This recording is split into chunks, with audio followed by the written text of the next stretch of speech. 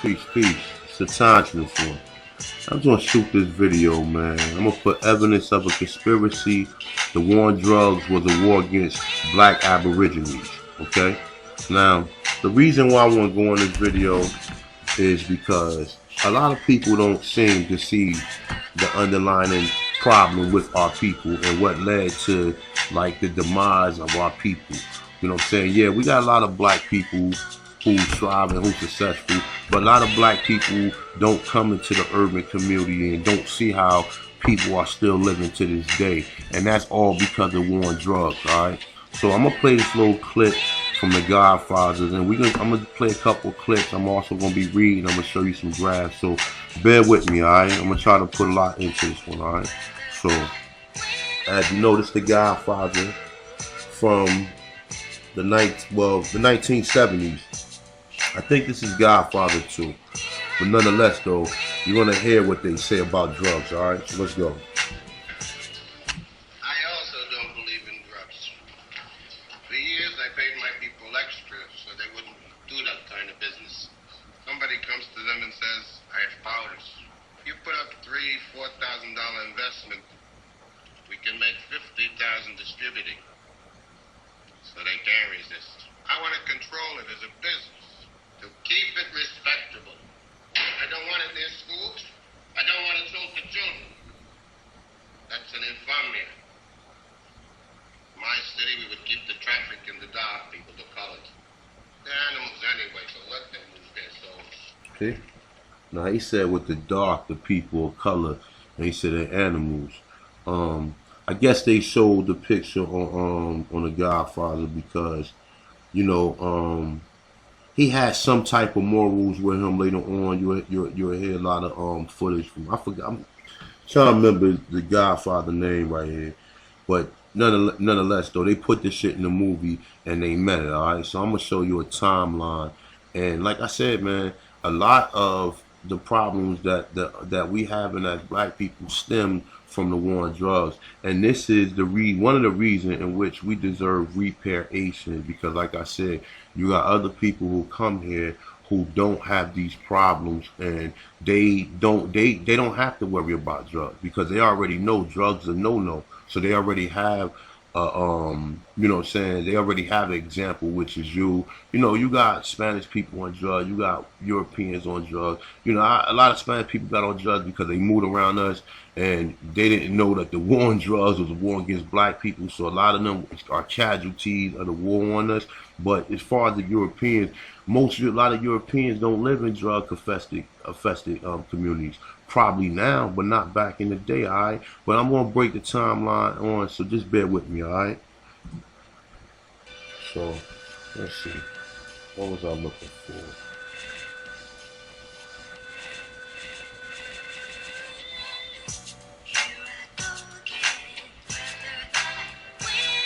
All right, so this is Nixon right-hand aide, right?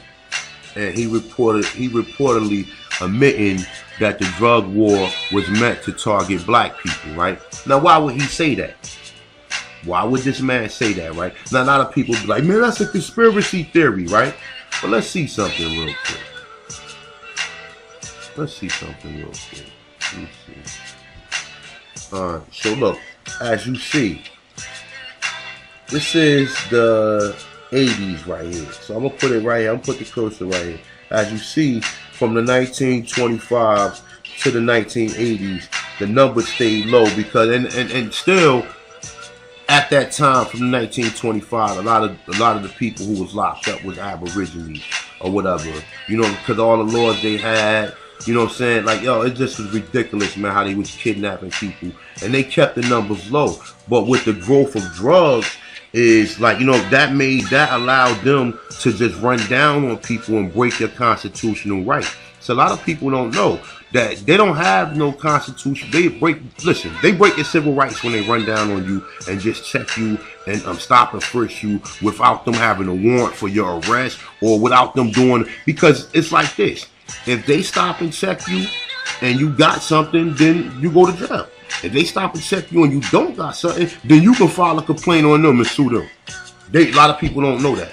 But look, All right, that's another story. But as you see, I'm gonna put it right here. 1990. It went up. It started going up every year from the 80s. Right now, check this out. I got a lot of shit that I'm about to just put up, but just all right. So we're gonna go back to this right here, right? So Nixon aide reportedly admitted drug war was meant to target black people. All right. So I'm not gonna read it. I'm not gonna read until y'all check this article out because I got a lot of shit I gotta get to. But I'm just gonna read this part right here, right?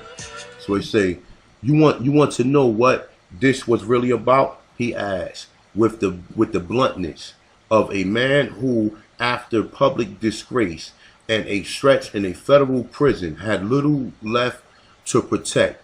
The Nixon campaign in 1968 and the Nixon White House after that had two enemies: the anti-war left and black people. They say, you understand what I'm saying? They say, we knew we couldn't make it legal to be either against the war or black people or blacks. They say, but getting the public to associate the hippies with marijuana and blacks with heroin and then criminalizing both heavily. They say we could disrupt these communities. They say we could arrest those leaders. They say raid their homes, break up their meetings, and vilify them night after night. They say on the evening news. They say, did we know we were lying about the drugs? Of course we did. All right, so now this is the difference from immigrants, and this is the difference from Aborigines who've been here. And this is how a lot of Aborigines, this is the reason why you see these numbers start to plenish right here. I mean, start to go up from the 1985, right? So now look, so that movie I showed you, the Godfather movie was in the 70s, right? So this is, let me see, hold up. All right, we can go right here. So this is Michael Rupert right here, right? He found the connection with Gary Webb and with the Dark Alliance. Like Gary Webb was a reporter in Watts or whatever. For those of you guys who don't know, he was a reporter and he found a connection with the CIA and people of South America, which was Contra, the Nicaraguans or whatever, and they was trading weapons for drugs, and they was bringing the drugs back to this country and putting them in all of the urban, which is the black communities, and they was selling it and they was profiting, and they was using that money. From the money they was selling the drugs to, they take, plus they could criminalize you, and when they raid your house, they take the money back. Plus, when they lock you up, you got to bail out, so you get money from the bail. Plus, when you go to prison, you got to pay fines, so they could get money from fines. So this shit is a pipeline of how they employ people and how this system is basically kept up through the war on drugs. Now listen, check this out. I will tell you, Director Deutsch, as a former Los Angeles police narcotics detective, that the agency has dealt drugs throughout this country for a long time.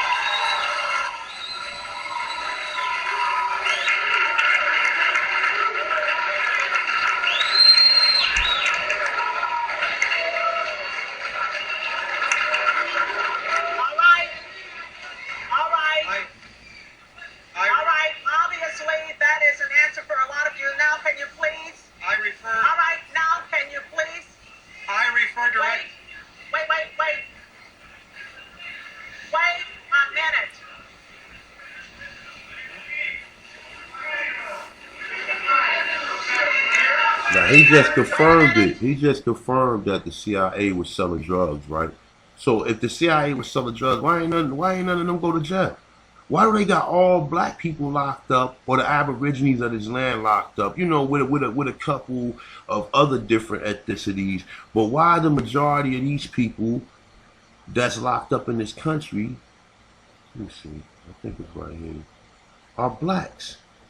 You see the numbers right here, man. Like you know, it say the use of force during stop and frisk by the New York police. Now this is all connected to what he said right here. It say we could arrest their leaders, raid their homes, break up their meetings, and vilify them night after night on the evening news. Did we know we was lying about the drugs? Of course we did. And this is what lead right here to, like, you know what I'm saying, to these different stop and frisk shit. So we see we heard narcotic detective come out and clearly say, no, hold on, I don't think he's done yet. Wait a minute here. Wait a minute. If you don't like what's going on here, please leave now. No, leave. No, leave now, because there are others who do want to hear what's going on in this room. Will you please take your seats? I will come back to you as we roll back across to the center section. Director Deutsch, I will refer you to 3 specific agency operations known as Amadeus, Pegasus, and Watchtower. I have Watchtower documents heavily redacted by the agency. I was personally exposed to CIA operations and recruited by CIA personnel who attempted to recruit me in the late 70s to become involved in protecting agency drug operations in this country.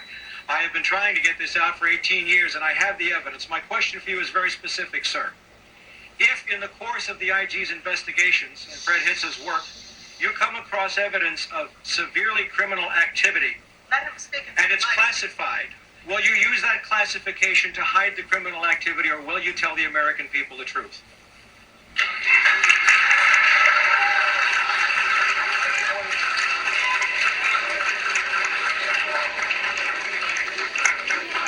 All right, you want to hear the response first from Congressman Julian Dixon and then from the director. We want the director to talk. See how they tap dance around shit? Now, look, man. Look, this is probably going to be a long video. So to those of y'all, you know what I'm saying, who got the time to really watch this, I mean, I'm going to try to make it interesting. I'm just going to try to just point and show y'all the evidence of the CIA government involvement in drugs. And you look around, you see your people, even right now, when you got these kids out here drinking syrup, you know what I'm saying, smoking this weed that came from these laboratories and shit, and the Percocets, the opium noise, you know what I'm saying, when they went into Afghanistan, the opium use after that went up like 1,000%. Went up 1,000%. I remember kids wasn't even doing no Percocets. First it was the ecstasy that came in.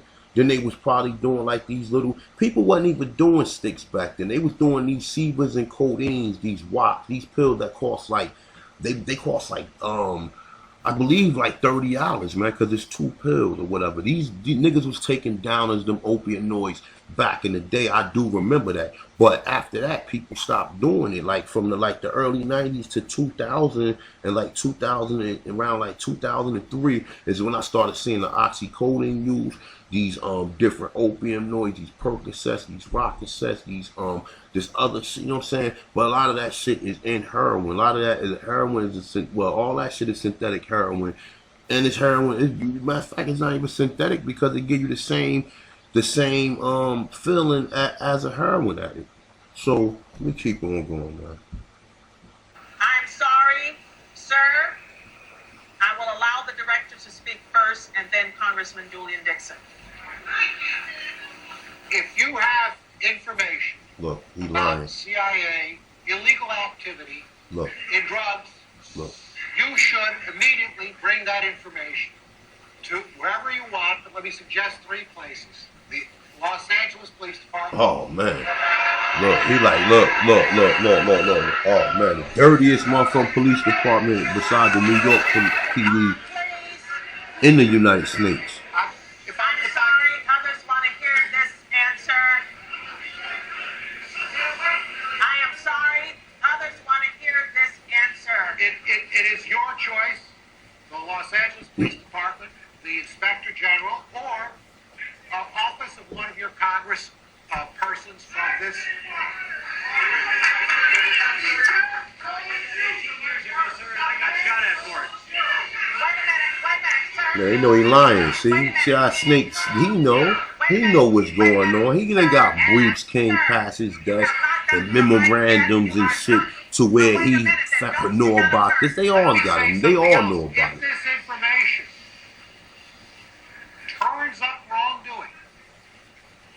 turns up wrongdoing, we will bring the people to justice and make them accountable. All right, Congressman Dixon. Thank you. Michael Rupert, man. Y'all want to check him out, man. He used to do some great work, man. Even though he's European, but the brother did some great work. I learned a lot from him. You know what I'm saying? I like I said, man, this information, there is no prejudice. I take it from if a damn horse can talk and he can spit knowledge, and it's something worth that I need to utilize during this travel or during my time in this 666 carbon pack or this spacesuit.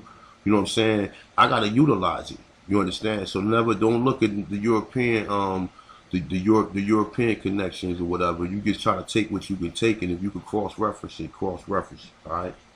So now we got the man who the Dark Alliances and all this shit was really about. So when you see Michael Rupert, he knew about Freeway Ricky Ross. You understand what I'm saying? Now, Freeway Ricky Ross, you see what the title is. It say Bush Reagan let the drug flow free to the U.S.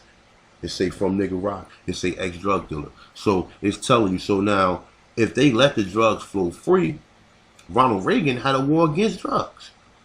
Now just let that marinate for a minute. They let the drugs flow free, but yet the President of the United States had a war against drugs. So that's two right there, two connections to two presidents that they said knew or propagated the war against drugs to kind of disrupt Aborigines in North America. Alright? So I'm going to just play a little bit of this video, alright? He went from being a poor, illiterate, aspiring tennis star to one of the biggest drug dealers in Los Angeles history. After being part of an international drug ring and making up to $2 million a day, he's starting over from scratch and trying to build another empire, this time the legal way. 20 years of prison have turned this former kingpin into a fully literate activist who is trying to make a difference by keeping kids from following in his footsteps. Today, he sits down with RT to talk about his rise and fall and to discuss his... And also, just take this in consideration, right? If there's a war against drugs, right, why would they allow rappers to talk about drugs over the air? Why? If you're trying to stop it, if you're trying to stop people from selling drugs, why would you let rappers talk about it and glorify, knowing that a lot of black youth look up to these rappers because the rappers flash money and flash cars and they live this lifestyle in which everybody want to live or whatever. Why would they allow these rappers to propagate that? You know what I'm saying? And put that out there, because the war against drugs is like, and this is the reference that I got from the brother Michael Rupert, right? He said a snake that bites off his own tail will never be nourished, and that's what the system is—a circle, like a repeating circle system. You understand what I'm saying? Ain't nothing but a repeated circle. You know what I'm saying? A run around, ring around a rosy, whatever the fuck you want to use. So we gonna listen. I just want to listen a little bit what Freeway Ricky Ross say, and just so you'll know, you can listen to him and what he said. Connection to the CIA Contra controversy. Ricky Ross, thank you for joining us today. A lot of poor neighborhoods here in Los Angeles have suffered from gangs and drug abuse, and a lot of people blame you for that. Now, how do you think that you can help and rebuild these communities? Well, I think I'm the perfect one for this job that needs to be done, because, I mean, if you haven't lived this life, it's like an experiment. You know, my life has been an experiment. And had I not been through this experiment, then I wouldn't know what happened. You know, most people don't know what happened in South Central. They don't know how you get started selling drugs. They don't know how you get out of selling drugs. They don't know how you can go from being illiterate at 28 years old to being as literate as I am now. You know, basically, I do law work. You know, like I said, I'm filing my paperwork today in my lawsuit. What do you think about the rapper Rick Ross taking on your persona? See, look, perfect example, right? Now you got one man who's trying to build, and then you got another nigga who took his name and trying to destroy. And niggas look up to this fucking coward nigga right here. You understand what I'm saying? He took Freeway Ricky Ross. Now Ricky Ross is actually trying to redeem himself from the pain, because yo, LA is fucked up. Skid Row? Oh my God. Like, you understand?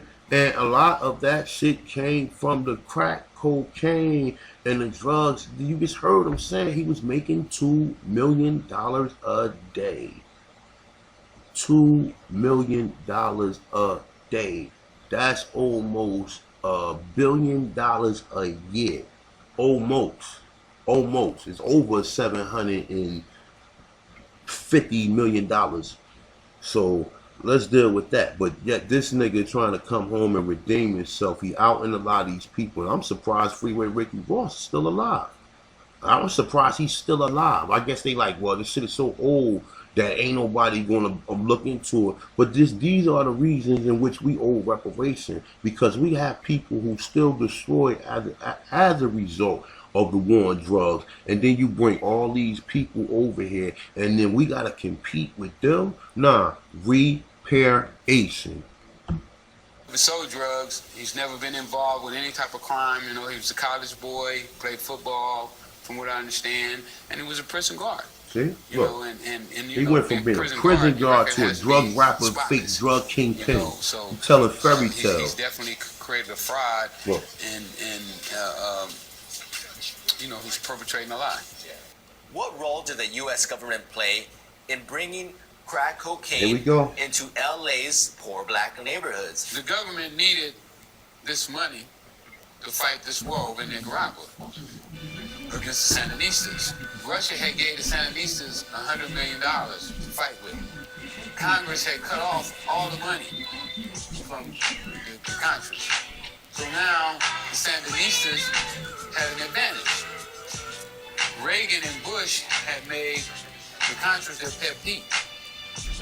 They felt that if Russia took over Nicaragua, they would be too close to America. They would be in our backyard. I believe that they felt it was more valuable to sacrifice a particular sector of America and a race of people in America in order to save the whole country. So they let these guys open up pipelines. Danilo Blandon, Norman Nessis, and the rest of the crew that worked with the Nicaraguan connection. Because I knew about 10 or 15 different Nicaraguans that was all inside of this, you know, Contra organization that was selling drugs. So by them allowing these guys, or basically turning a blind eye, because I don't think the government necessarily gave them the drugs or whatnot, but in a sense they sanctioned it because they turned a blind eye. They knew that these guys were selling drugs, but they did absolutely nothing about it. I also believe that had they not let these guys sell drugs, it's possible that I would have never become a drug dealer. What does that say about our government when they're looking the other way while a deadly substance is coming into our communities for the sake of fighting a communist regime in Central America? Well, it says that our government will sacrifice its people to accomplish a goal. And this is not the first time that they've done that. We've known numerous times in our history where they have sacrificed, especially the black man. In that case, it's tough to hear that the ends justify the means. They felt that it was more valuable for them to keep Russia out of America, you know, and for America to keep its way of life. Do you think that the CIA or any other sort of government agency is still helping to funnel drugs into America? Well, I mean, if we look at Afghanistan, you know, when Taliban controlled Afghanistan, the flow of heroin was almost zero, and now it's up, you know, hundreds of percent. Look, what I just tell y'all, and I ain't even watched this video before. It makes you wonder. I mean, you know, what is really going on? That's How right. can the Taliban control drugs? See, look, he don't know, or maybe he just didn't want to direct it to the president or whatever though. But they directly involved because that's what that whole what the fuck was my man name that went to court? Now it was a big thing back in the 80s. Oliver North. That's what that whole Oliver North shit was about. You understand what I'm saying? But nonetheless though, but for somebody to have a war on drugs and at the same time let the drugs flow free, it's showing you what's going on. And then like I said, the drugs, I seen this shit myself. You understand what I'm saying? I seen how they promoted drugs, how they made you look like you was somebody, you know what I'm saying, through like, you know what I'm saying, through the youth of entertainment as well. Like you had Scarface. Scarface came out in 1983. Okay, I remember back in '85, Jokers was hustling. Jokers was hustling. Scarface came out '83. Okay, when Scarface came out, this shit made everybody wanted to be Scarface. Everybody wanted to sell drugs. Everybody wanted to be like him or whatever. But nonetheless, though, how was the drugs getting here? Freeway Ricky Ross just told you. You understand what I'm saying? Also, you got movies that make the shit fucking King of New York. You understand? And we know Wesley Snipes was in King of New York. What movie did Wesley Snipes playing? New Jack City. You understand? So he played in New Jack City. New Jack City came out in '91. But the war on drugs was still, like, it was really prevalent. I say, well, shit, I still say back in the 90s. Because I was out there in the 90s, the early 90s, late 80s, early 90s. And I remember how it was. It was still free then. I remember niggas coming outside all the way up to the 2000s. I remember seeing jokers make $3,000 and $4,000 in 3 or 4 hours or whatever out there hustling back in the 90s. Okay, so he just put it out there and whatever. But like I said, man, it's a lot, man. I'm playing another video. Let me see. All right, of Maxine Waters, right? A lot of people don't know that she went hard against the war on drugs. Now she's saying that CIA now Freeway Ricky Ross didn't want to involve none of them. But here we go. We have a representative that's coming out. Maxine Waters been talking about this, and I think that's the reason why they always try to fuck with her or whatever, because she said this about the CIA. All right, so look, I'm gonna play a little bit of this. All right. Thank you very much, Mr. Chairman. And members, I'd like to thank you for holding this hearing. Certainly, it's not expected of the Intelligence Committee, and I'm very pleased that we have so many members present today. And I'd like to beg your indulgence. I know you spoke of a time limit, but it is very difficult to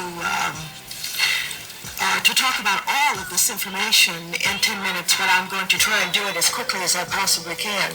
Mr. Chairman and members of the committee, I'm here today to testify about the failure of the Central Intelligence Agency to conduct a serious and thorough investigation into the allegations of CIA involvement in cocaine trafficking to fund its contra-war activities. Unfortunately, my fear that the CIA would be unable to investigate itself has been confirmed with this report. The Inspector General's report lacks credibility. It is fraught with contradictions and illogical conclusions. In a September 3rd, 1996 memo, then CIA Director John Deutsch laid out the framework for this investigation. In his instructions to CIA Inspector General Frederick P. Hitz, Director Deutsch stated, "I have no reason to believe that there's any substance to the allegations published in the Mercury News." Despite his premature conclusion, a serious, substantial, and credible investigation and interview process would have proven him wrong. If the CIA director's premature conclusion was meant to direct the final outcome, he has succeeded. This report's sweeping denial of the CIA's knowledge of drug trafficking related to the Contras defies the evidence and the logic that the CIA should have known. From the days of the CIA's first response to the allegations raised in the documentary series, many skeptics believe that the CIA could never produce a credible or truthful review of wrongdoings by its own agency. These skeptics could point, if they'd like, to this Sunday's Los Angeles Times to confirm their fears. The Times reported, in another case, that after 37 years, the CIA finally admitted publicly the most profound deception imaginable on an American family. Thomas Pete Ray and his top-secret squadron of National Guard bombers were shot down during a CIA bombing mission in the Bay of Pigs debacle. For 37 years, the CIA denied that Mr. Ray and his squadron even existed, much less were shot down by Cuban troops in 1961. Only this month, faced with a document obtained by Freedom of Information Act request by the National Security Archives, did the CIA finally admit the truth 37 years later? My deep concern about the allegations raised in the Dark Alliance series that my government could have in any way been involved in or had knowledge of drug trafficking has caused me to spend much of my own time and resources to find out more about these allegations. After reading the Dark Alliance series, I interviewed Gary Webb, the writer of the series. And by the way, Mr. Chairman and members, Mr. Gary Webb is here today. He's sitting right here in this seat, and I invited him to come. And look, that was before they killed him. Now understand, this man right here, Gary Webb, is dead, man. He's dead, and they say he killed himself, but I doubt that very seriously, or whatever. And you see the same representative, the one that was in there on the CIA meeting or whatever. I don't know if she's with Maxine Waters, but I know Maxine Waters was going hard against this or whatever. Now, like I said, you see all that shit is connected, but nonetheless, though, you see, like I said, man, when you look, man, I mean, them ain't even, I ain't even want to show you the drag. Y'all do your own research on that. I'm showing you from the 80s, man, from 85, look how the prison industrial system grew. So it's 2010. Let me see something.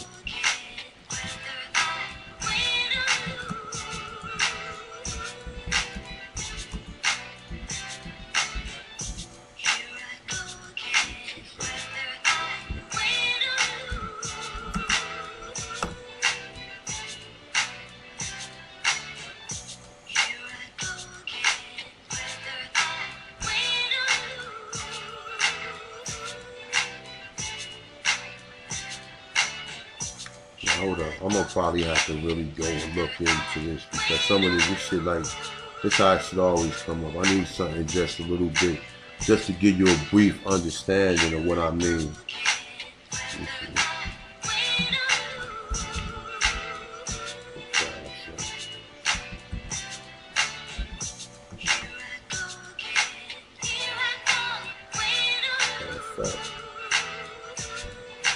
U.S. prison by normative numbers of race.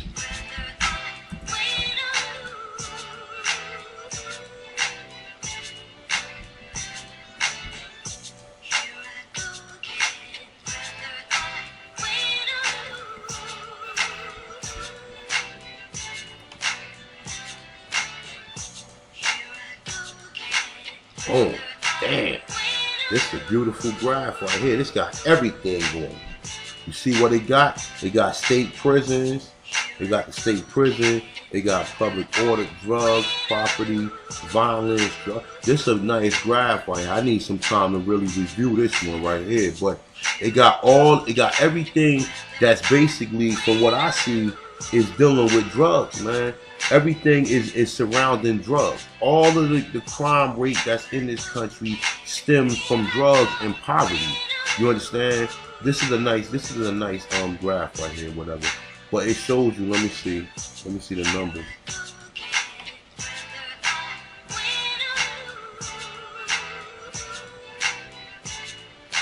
Let's say 1 in 5 people are locked up for a drug offenses. They say non-violent drug offenses are a defining characteristic of federal prison system, but play only supporting roles at the state and local levels. Interesting. All right. So we got drugs. So basically, let me get it. Let me read a little bit. Say, with a sense of the big picture, a common follow-up question might be, how many people are locked up for drug offenses? And say, we know about half a million people are locked up because of a drug offense. They say the data confirms that nonviolent drug convictions are a defining characteristic of federal prison system, but play only a supporting role at the state and local level. While most people in the state and local facilities are not locked up for drug offenses, most states continue practice of arresting people for drug possession. This is a destabilizes individual lives and communities. Okay, say drug arrests give residents over police communities criminal records, which then reduces employment prospects and increase the likelihood of longer sentences for future offenders. Let me read some more. This is good shit right here. They say all of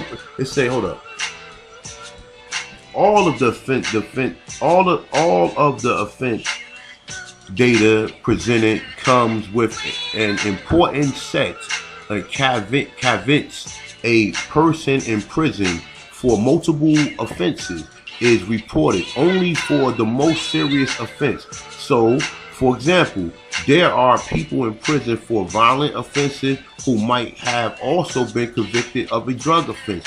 Further, almost all convictions are the result of a plea bargain where people plead guilty to a lesser offense, perhaps of the different category of one that they might have actually committed. Alright, so I mean, yo man, you see it right there, man. I ain't gotta really even go no more on this video, man. Like y'all see what's going on. You see, you know what I'm saying?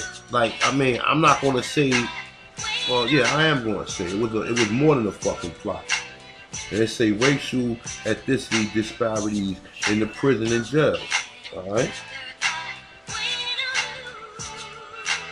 I don't know, this is kind of a strange. I ain't gonna touch that though, but I should have reviewed this one, but I didn't ever even see this website right here. And this is, let me see the website.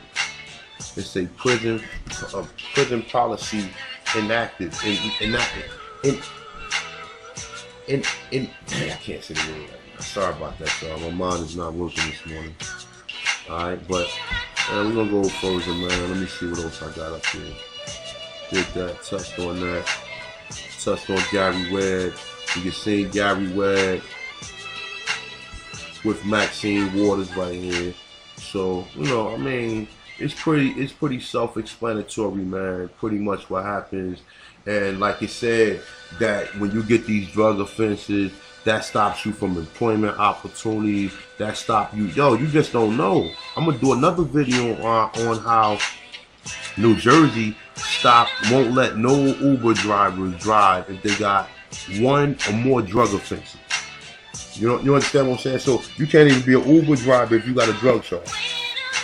So man, it's been pretty a long video. I got things I gotta do, man. I gotta go meet with a couple people today, go file some paperwork. But yo, man, love and light, man. And like I said, man, peace to all the brothers who've been affected by this so-called predatory